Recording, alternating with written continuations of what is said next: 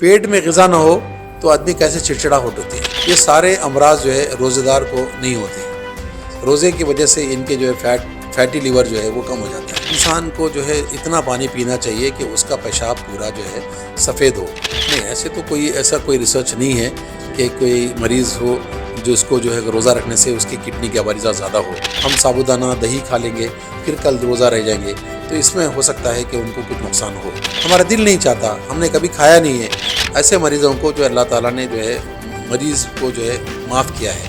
جتنی استطاعت ہے اتنا ہی آپ برداشت کیجئے تاکہ ہماری باڈی کے مسلز اور ہمارا دماغ, ہمارا جسم سکون کے ساتھ ہمیں عبادت کر سکے. آداب ناظرین, آپ دیکھ رہے ہیں نیوز 18 اردو اور میں ہوں ریشمہ آفتاب, اور آج ہم الشفا اسپتال میں موجود ہیں اور ہمارے ساتھ ڈاکٹر احمد منہاج الدین ہیں جن سے آج ہم بات کریں گے. آپ کا بہت بہت استقبال ہے. شکریہ. بات اس سلسلے میں ہوگی کہ اگر رمضان میں روزے رکھتے ہیں تو اس کی کیا اہمیت ہے اور روزوں کے دوران کس طرح سے ہم اپنا خیال رکھ سکتے ہیں, دیکھ بھال کر سکتے ہیں, اور کس طرح کی ڈائٹ ہمیں لینی چاہیے, یا اگر کوئی شوگر پیشنٹ ہے یا کوئی اور کسی طرح کا مریض ہے اور اگر وہ روزے رکھ رہا ہے تو اسے کس طرح کا پریکاشن لینی چاہیے. تو سب سے پہلا سوال ڈاکٹر صاحب سے ہے کہ اگر روزوں کی تو فضیلت ہے, اللہ دے دیتا ہے ہمت اپنے بندے کو, لیکن اگر کوئی شوگر پیشنٹ ہے اور وہ روزہ رکھ رہا ہے تو اسے کن باتوں کا خیال رکھنا چاہیے؟ ناظرین السلام علیکم. دراصل رمضان یہ رحمتیں برکتوں کا مہینہ ہے.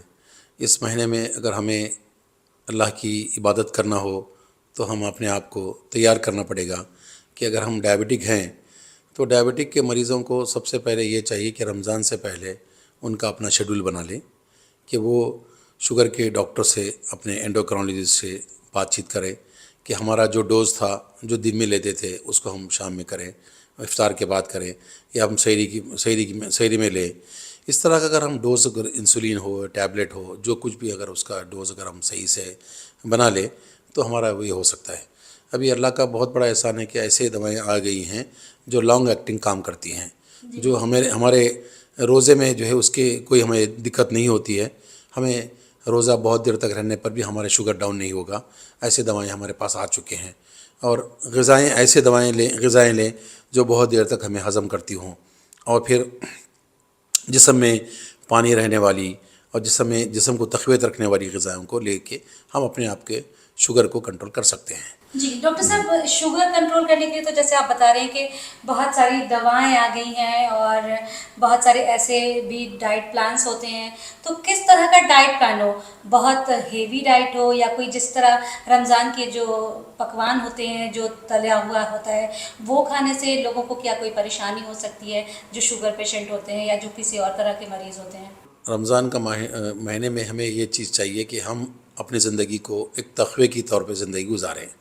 رمضان کے روزے ہمیں یہ سکھاتا ہے کہ ہمیں اللہ تعالیٰ جن چیزوں سے روکنا چاہتا ہے اس سے ہم رکیں. سب سے پہلے اولین فرصت میں ہم سمجھے کہ ہم رکیں, ہم ایسی چیز کی طرف نہ جائیں جو ہمارے جسم کو نقصان کرتی ہیں, اور ہماری غذاؤں میں ہم ایسے غذائیں پیٹ میں نہ ڈالیں جو ہمیں نقصان پہنچا سکتی ہیں, ہمارے بلڈ شوگر میں تبدیلیاں لا سکتی ہیں, ہمارے کولیسٹرول کو بڑھا سکتی ہیں, ہمارے ٹرائیگلیسیرائڈ بڑھ سکتے ہیں اور ہمیں گیسز پیدا کرتی ہیں. زبان کے لیے تو ہمیں غذا بہت اچھی لگتی ہے, تلی ہوئی بھنی ہوئی چیزیں, لیکن ہمیں ایسے غذائیں لینا چاہیے جس میں زیادہ پروٹین ہو, کاربوہائیڈریٹس ہو, اور پھر جو منرلس ہو, تاکہ ہماری باڈی کے مسلز اور ہمارا دماغ, ہمارا جسم سکون کے ساتھ ہمیں عبادت کر سکے. دراصل اللہ تعالیٰ نے جو رمضان میں جو فائدے ہمیں نازل فرمایا ہے, رمضان کے اندر جو قرآن نازل ہوا ہے اور رمضان کے اندر ہمیں جو عبادت کرتے ہیں, اللہ تعالیٰ چاہتا ہے کہ اس رمضان کے ذریعے سے ہماری روح کو جو ہے تقویت ملے اور ہماری جو ہے انسانیت کو تقویت ملے, ہم برائی سے بچیں, ہم بیماریوں سے بچیں, ہم لوگوں کے برے کاموں سے بچیں. ہماری روزہ جو ہے دراصل ہمارے ہر عضو کا روزہ ہوتا ہے, آنکھ کا, ناک کا, حلق کا, زبان کا, جسم کا, ہر ایک کا روزہ ہوتا ہے. یہ ایک بہترین ایک ایکسرسائز ہے ہماری جو اللہ تعالیٰ ہمیں پورے سال میں رہنے کے لیے ایک رمضان ایک مہینہ ہمیں تحفہ کے طور پہ دیا ہے. اسی رمضان میں اللہ تعالیٰ نے قرآن کو نازل فرمایا. پھر روزے کے بعد ہم قرآن سنتے ہیں, ہماری قوتیں اور بڑھ جاتی ہیں, کھڑے ہو کر نماز پڑھتے ہیں, تراویح پڑھتے ہیں, تو اس میں ہماری جو ہے بہت ساری تقویت لگتی ہے.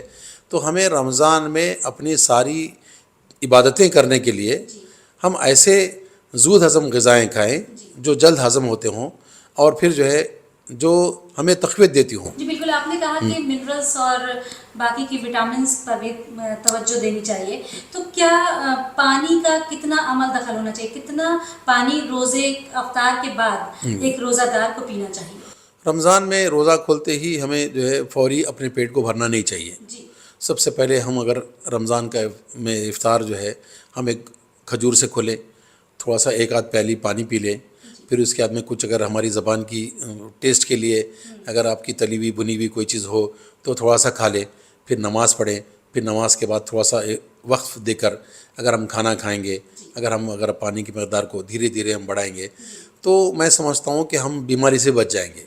کیونکہ اگر ہم ایک ساتھ پورا پیٹ ہمارا خالی ہو جاتا ہے, ہمارے پیٹ میں ہائیڈروکلورک ایسڈ بن جاتی ہے, اس پیٹ میں اگر ہم پوری چیزیں ڈالیں گے تو ہمیں الٹی ہو جائے گی, ہمیں بد ہضمی ہو جائے گی, ہمیں ڈکاریں ہوں گی, ہمارا وضو باقی نہیں رہے گا, ہمارے جسم میں طرح طرح کے عوارضات ہوں گے. پھر ہم مجبور ہو کر ہم ڈاکٹر کے پاس جانا پڑے گا. ہم اس سے بچنے کے لیے اللہ تعالیٰ ہم کو سب سے بچانے کے لیے روزہ رکھا رہا ہے.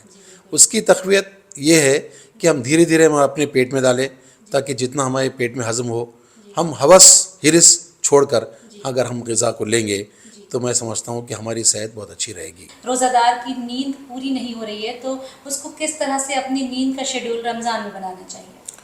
دیکھیے, رمضان میں ہمیں جب تراویح ہوتی ہے تو ہم تراویح کے بعد ایک آدھا گھنٹہ یا ایک گھنٹے کے بعد ہمیں سونے کی تیاری کرنا چاہیے. جب آرام کرتا ہے تو پھر ہم کو جو ہے صبح اٹھ کر ہم سحری کرنے میں آسانی ہوگی. ہمیں سحری کو چھوڑنا نہیں چاہیے. سحری بھی ہماری سنت ہے. سحری میں جب اٹھیں گے تو اس وقت ہم تھوڑا سا برش وغیرہ کر کے ہم صاف ستھرے ہو کر ہم تھوڑا سا اگر غذا دھیرے دھیرے اگر یہ کریں گے, اگر ہم سنت کے مطابق اگر ہم سحری کریں گے تو ہمارے اندر بد ہضمی اور وہ یہ چیزیں نہیں ہوں گی, اور ہمارے خواتین پر بھی بوجھ نہیں پڑے گا. اب ہم یہ سوچیں کہ رمضان میں سحری میں بھی ہم مسالے دار چیزیں کھائیں گے اور ہماری ہر خواہش پوری ہوگی. ہم طرح طرح کے لوگوں کو دیکھ کر بازار میں مارکیٹ میں جو چیزیں مل رہی ہیں اس کو ہم گھر میں بنانے کی کوشش کریں گے تو ہمارے عورتوں پر بھی ظلم ہوگا. یہ تو ہو گئی کہ تلی بنی اشیاء کو کم سے کم کھائیں. تو جو پھل ہوتے ہیں جن میں سب چیز پائی جاتی ہے, تو کس طرح کے پھل کھائیں؟ موسمی کھائیں یا پھر موسم کے علاوہ بھی رمضان کے موقع پر آپ نے دیکھا ہوگا بازاروں میں بہت طرح کے پھل نظر آتے ہیں ہمیں, تو کیا ان پھلوں کا استعمال کرنا چاہیے روزوں کے درمیان جو بنا موسم کے, یا صرف موسم کے پھلوں کو ہی استعمال کرنا چاہیے؟ جی نہیں, ہر پھل تو ابھی تو ایسا ہو گیا ہے کہ دنیا میں ہر پھل ہر موسم میں مل رہا ہے. اللہ تعالیٰ کی نعمتیں سمجھیے سرفراز کر رہے ہیں اور ہم سب چیز سے فیضیاب ہو رہے ہیں. اور ہمارے پھل میں اگر ہم افطار میں مختصر پھل کھائیں, پھر تھوڑی دیر بعد ہم کھانا کھائیں, پھر ہم پھل کھاتے رہیں, عشاء کے بعد بھی اگر ہم کچھ کھانا چاہیں تو ہم کھا سکتے ہیں. پھل میں اگر ہم یہ تربوز کھائیں, موسمبی کھائیں, سنترا کھائیں, یہ اگر ہم استعمال کریں گے تو اس سے ہمارا جو پانی کی مقدار ہے ہمارے گردوں کے لیے, ہمارے دل کے لیے, ہمارے جگر کے لیے بھی جو پانی کا مقدار ہمیں ملنا چاہیے وہ اس سے مل جائے گا. رہی بات یہ کہ ہم اتنا پانی نہ پئیں کہ ہمارا پیٹ پورے سبزیوں سے پورے چیزوں سے بھر جائے اور ہمیں ڈکار لینے بھی جگہ نہ ہو, ہمارا پیٹ فل ہو جائے. یہ نہیں ہونا چاہیے. انسان کے پیٹ کو چار حصے کر کے 3 حصے اگر ہمارا فل ہونا چاہیے, 1 حصہ ہمارا خالی ہونا چاہیے. یہ بتائیے کہ روزہ ایک طرح سے یہ تو فرض ہے اور اللہ کی طرف سے فرض ہے اور ایک طرح سے دین کا رکن ہے, تو دین کے رکن کے ساتھ سائنس کیا کہتا ہے روزے کے لیے کہ کتنا فائدہ ہوتا ہے ایک روزے دار کو, اس کی باڈی میں کتنے چینجز آتے ہیں, یا اس کو فائدہ کتنا ہوتا ہے, یا اس کو اس سے نقصان ہوتا ہے اگر کوئی روزہ رکھ رہا ہے؟ دیکھیے, روزے سے تو انسان کو فائدہ ہوتا ہے. ابھی تو جو سائنس ایجاد ہوئی ہے وہ یہ چاہتی ہے کہ کوئی آدمی اگر 10 سے 12 گھنٹے اگر اس کا پیٹ خالی رکھے تو وہ سب سے پہلے وہ کینسر سے بچ سکتا ہے. یہ نیا ریسرچ ابھی یہ ہو رہا ہے. بہت بڑی بات ہے. ہر آدمی کو کینسر سے بچنے کے لیے اس سے اچھا کوئی فائدہ نہیں ہے. بہت سارے مذاہب کے لوگ بھی اس چیز کو اپنا رہے ہیں, اور رہی بات یہ کہ ہمارے پیٹ میں جو ہمارے آنتیں ہیں وہ تقریباً 8 میٹر ہوتی ہیں. ہمارے پیرسٹلک مومنٹس جو ہوتی ہیں وہ ہمارے مومنٹس جب ہمارا پیٹ خالی ہوگا تو ہمارے آنتوں میں جو سدے گٹس ہے وہ ہماری ختم ہو جائیں گی. ابھی لوگ جو پریشان ہیں کہ وہ پیٹ کے مرض سے ہی پریشان ہیں. بہت سارے مریض ہم کو ڈکاروں میں، گیسٹرو میں، اور پھر جو ہے لیور کی fatty liver grade 1 grade 2 grade 3، یہ سارے امراض جو ہے روزہ دار کو نہیں ہوتے ہیں. روزے کی وجہ سے ان کے جو ہے فیٹی لیور جو ہے وہ کم ہو جاتا ہے. اگر کسی شوگر پیشنٹ کا شوگر ہائی ہو اور وہ روزہ رکھنا چاہے تو وہ کس طرح کی ادویات کا استعمال کرے، یا پھر کس طرح کی ڈائٹ کا استعمال کرے، یا پھر وہ روزہ رکھے کہ نہیں رکھے؟ روزہ تو رکھنا چاہیے، روزہ تو فرض ہے، اس کو چھوڑ نہیں سکتا، اور رمضان کے بعد پھر روزہ رہے گا تو اس کا وہ اجر نہیں ملے گا. لیکن روزے دار کو اگر ڈائبٹک روزے دار ہو تو اسے یہ سوچنا چاہیے کہ ہم جتنے بھی ان نیچرل چینی، گڑ، یہ جتنا بھی چیزیں ہیں اس کو چھوڑ دینا پڑے گا. نیچرل چیزوں میں اگر شوگر ملتا ہے تو وہ اس کو جو ہے آبزرو کر سکتا ہے، اور پھر اس کو جو ہے اس کی جو دوا ہے اس کو سحری میں ہی کھانا پڑے گا تاکہ وہ لانگ ایکٹنگ جو ٹیبلٹ کام کرے گی. بہت سارے ایسے دوائیں ہیں جو لانگ ایکٹنگ کام کرتے ہیں. وہ لانگ ایکٹنگ میڈیسن کو اگر وہ سحری میں کھا لے تو وہ افطار تک اس کا کام کرتے رہے گا، اور اس کا شوگر بڑھے گا نہیں، نہ اس کا گھٹے گا. کہا جاتا ہے کہ اگر کوئی شوگر پیشنٹ روزہ رکھ رہا ہے تو اس کی کڈنی پر، یعنی کہ اس کے گردے پر اثر ہوتا ہے، تو کیا ایسا ممکن ہے کہ جو شوگر پیشنٹ روزہ رکھ رہا ہے اور اس کا شوگر لیول ہائی بھی ہے، مینٹین نہیں ہو پا رہا ہے نہ دواؤں سے، نہ غذاؤں سے، نہ اور کسی چیز سے، اور پھر بھی وہ روزہ رکھ رہا ہے، تو کیا اس کی کڈنی پر افیکٹ ہو سکتا ہے؟ نہیں، ایسے تو کوئی ریسرچ نہیں ہے کہ کوئی مریض ہو جو اس کو جو ہے روزہ رکھنے سے اس کی کڈنی کے عوارضات زیادہ ہو. دراصل انسان کو جو ہے اتنا پانی پینا چاہیے کہ اس کا پیشاب پورا جو ہے سفید ہو، پیشاب کا رنگ پیلا نہ ہو، جب تک اس کو پانی پینا چاہیے. ایک اور حد سے زیادہ بھی پانی پینے سے کڈنی پر بار پڑے گا. پہلے کے لوگ یہ سمجھتے تھے کہ ہم بہت پانی پئیں گے، بہت پیشاب کریں گے تو ویسے لوگوں کی کڈنیوں میں اوور لوڈ ہونے کی چانسز ہے. لہٰذا ہم ایسے غذائیں استعمال کریں جس میں پانی کی مقدار ہو، وہ دھیرے دھیرے ریلیز ہوتے رہے تو ہماری کڈنی کے بھی ہمارے یہ ہو، اور ہمارے جو ہے جیسے یوریا، کریٹنین وغیرہ جو ہے اس کے ذریعے سے خارج ہوتے رہے گی تو ہماری یہ نہیں ہوگی. ہمیں رمضان سے پہلے ہمارا میڈیکل چیک اپ کر کے ہمارے کریٹنین، یوریا، یہ سب چیزیں ہمارے نیفرولوجسٹ اور یورولوجسٹ سے ہمیں بات کرنی چاہیے. اور ہمیں یہ سوچنا چاہیے کہ ہم بغیر ڈاکٹر کے بتائے کہ ہم کیلشیم کھا لیں گے، ہم وہ دوا کھا لیں گے، ہم یہ وٹامن کھائیں گے تو یہ آپ کو نقصان کر سکتا ہے. اور دوسری بات یہ ہے کہ اگر کسی مریض کو اگر لوز موشن ہو جائے تو اس کو پھر الیکٹرال کا استعمال کرنا پڑے گا افطار کے فوری بعد، یا تو پھر ڈاکٹر سے صلاح لے، یا تو پھر اس کو جو ہے الیکٹرولائٹس امبیلنس کا جو ٹیسٹ کرا لے، تو اس کو جو ہے کڈنی خراب ہونے کے چانسز نہیں ہوتے. اکثر لوگ کیا سمجھتے ہیں کہ ابھی ہمارے جو ہے لوز موشن ہو گئے ہیں، ہم سابودانہ دہی کھا لیں گے پھر کل روزہ رہ جائیں گے، تو اس میں ہو سکتا ہے کہ ان کو کچھ نقصان ہو. بہتر ہے کہ ان کو احتیاط کرنا چاہیے. اسلام تو احتیاط کے لیے ہی سب کچھ کر رہا ہے. پورا اسلام کا یہ مہینے میں آپ کو یہ اللہ تعالیٰ یہ سکھاتا ہے کہ زندگی کیسے احتیاط کی ساتھ گزاری جا سکتی ہے. ہم کیسے سچ بولیں، ہم کیسے اچھا چیزیں دیکھیں، ہم ہمارے صراط المستقیم پہ کیسے چلیں. ہماری زندگی پوری اچھی کرنے کے لیے اللہ تعالیٰ کر رہا ہے.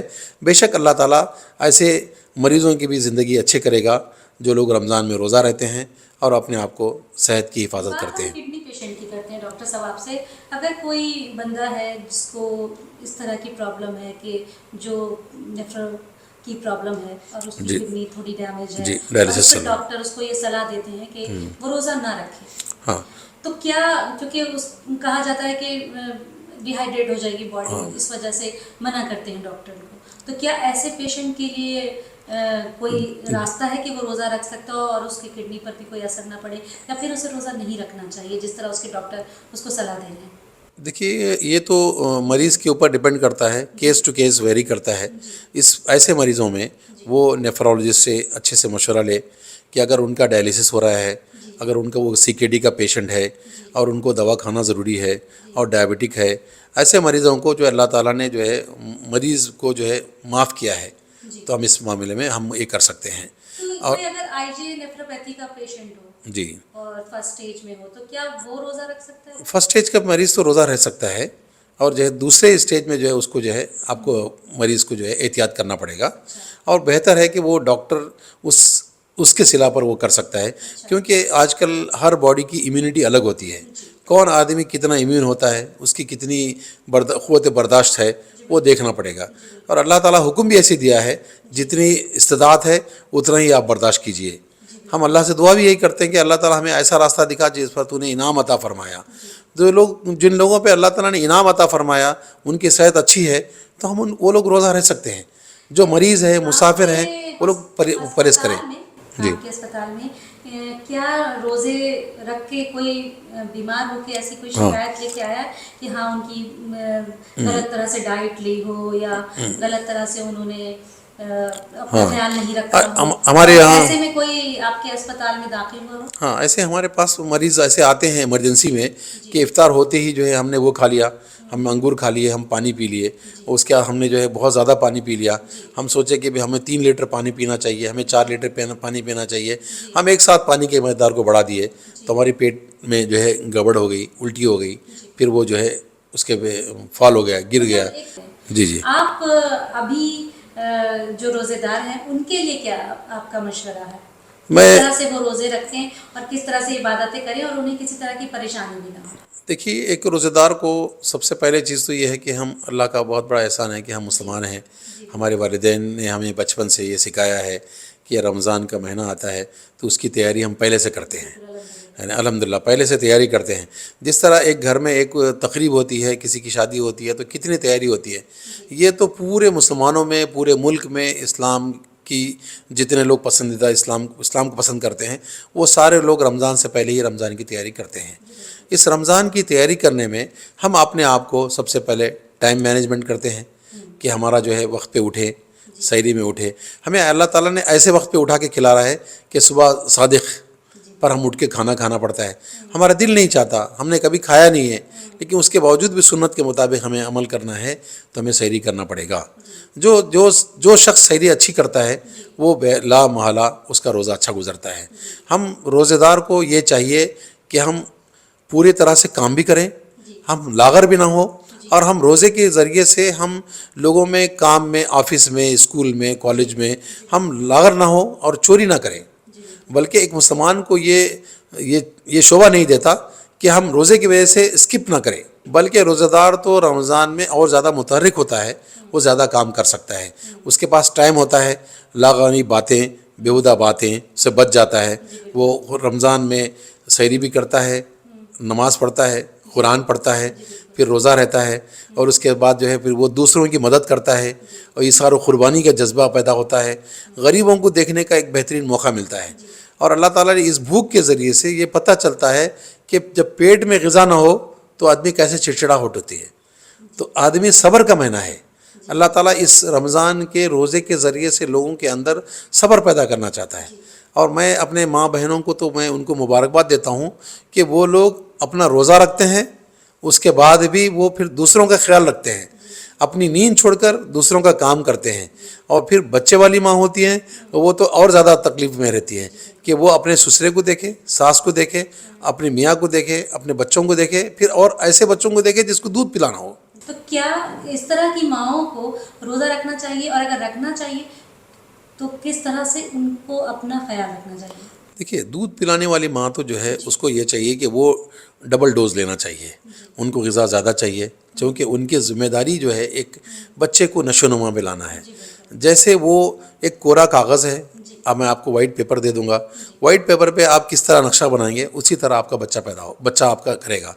اس بچے کو اچھے اخلاق سے، اچھی غذا سے، اچھی توانائی سے، اچھے ایکسرسائز سے، اچھے ماحول سے، اچھے بیہیویئر سے بنانے کے لیے ماں کو اللہ تعالیٰ نے یہاں پہ چھوٹ دی ہے. جب تک اسلام نے جو اجازت دی ہے اس کا فائدہ اٹھانا چاہیے.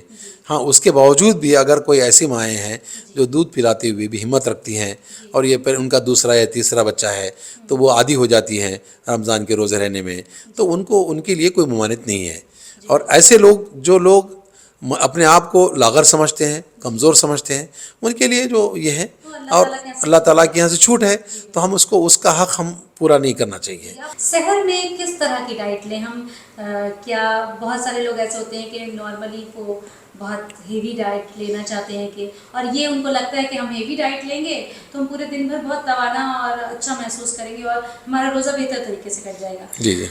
تو کیا بہت ہیوی ڈائٹ لینی چاہیے یا بہت لائٹ ڈائٹ لینی چاہیے یا پھر بیچ کا کوئی راستہ اپنانا چاہیے؟ جو ہر آدمی کی اپنی مصروفیات کی بنیاد پر یہ روزے رمضان میں کھانے کے کچھ ٹائمز ہوتے ہیں. ہر آدمی کا پیٹ کا سسٹم الگ ہوتا ہے, وہ اپنے آپ بناتا ہے. جو افطار کے بعد مغرب نماز کے بعد جو کھانا کھائے گا اس کو مزید سحری میں ہلکا پھلکا لینے میں عادت ہو جائے گی. رمضان میں جب افطار کے بعد جب کھانا کھائے گا تو تھوڑا سا اس کو ٹہلنا چاہیے, یا اگر عشاء سے پہلے کھانا کھاتا ہے تو وہ بہت اچھا رہے گا. رمضان میں جب ہم 20 رکعت نماز پڑھیں گے, تراویح پڑھیں گے, پھر چلیں گے مسجد سے گھر آئیں گے, پھر ہم کسی رشتہ دار کے پاس جائیں گے یا ہم کچھ خرید فروخت میں باہر جائیں گے تو ہماری واکنگ ہو جائے گی, وہ اس کا ہضم ہو جاتا ہے. جب اس کا ہضم ہو جائے گا تو سحری میں ایک آدھ روٹی, پھر آپ کو جو ہے کچھ ترکاری سبزی وغیرہ کھا سکتے ہیں, یا نہیں تو پھر جو ہے آپ کو فرنی ہے, کوئی میٹھا ہے, کوئی کھیر ہے, یا کوئی جو ہے آپ کو جو اوٹس ہے, اس طرح کے ہلکی پھلکی غذائیں لیے جا سکتے ہیں. اور اگر رمضان کے سحری میں اگر وہ ایک کیلا لے لے تو وہ بہت دیر تک ہضم ہوتا ہے, اس کے لیے پیٹ میں ایسیڈیٹی نہیں ہوگی. پھر لوگ پیارے نبی صلی اللہ علیہ وسلم تو کھجور سے افطار کرتے تھے, کھجور کی سحری بھی کرتے تھے. ہم اگر کھجور بھی کھائیں تو اس میں بہت سارے منرلس ہیں. کیا ہم کھجور کے ساتھ دودھ کا استعمال کر سکتے ہیں؟ ہاں کر سکتے ہیں. اس سے گیس نہیں بنے گی؟ نہیں بنے گی. دیکھیے جو کسی کو اگر گیس بنتی ہے تو اس کا استعمال سونف کھا لیں, سونف کو چبائیں گے تو ہماری گیس بننا بھی ختم ہو جائے گی. آپ سے بہت ساری چیزیں جاننے کو ملی, مذہبی اعتبار سے بھی, سائنسی اعتبار سے بھی, اور ایک شوگر پیشنٹ, ایک کڈنی پیشنٹ کس طرح سے اپنا خیال رکھے, کیسے روزہ رکھے اور کس طرح سے دواؤں کا استعمال کرے, کب دوا کھائے, کب غذا لے, اور جو بزرگ حضرات ہیں وہ کس طرح سے اپنا خیال رکھیں, کس طرح سے روزے کی پابندی کریں اور ان کو تکلیف کا سامنا بھی نہ کرنا پڑے. تو ناظرین, یہ ہم بات کر رہے تھے ڈاکٹر احمد منہاج الدین صاحب سے. آپ کو یہ پروگرام کیسا لگا ہمیں کمنٹ سیکشن میں ضرور بتائیے گا, اور مجھے دیجیے اجازت. خدا حافظ.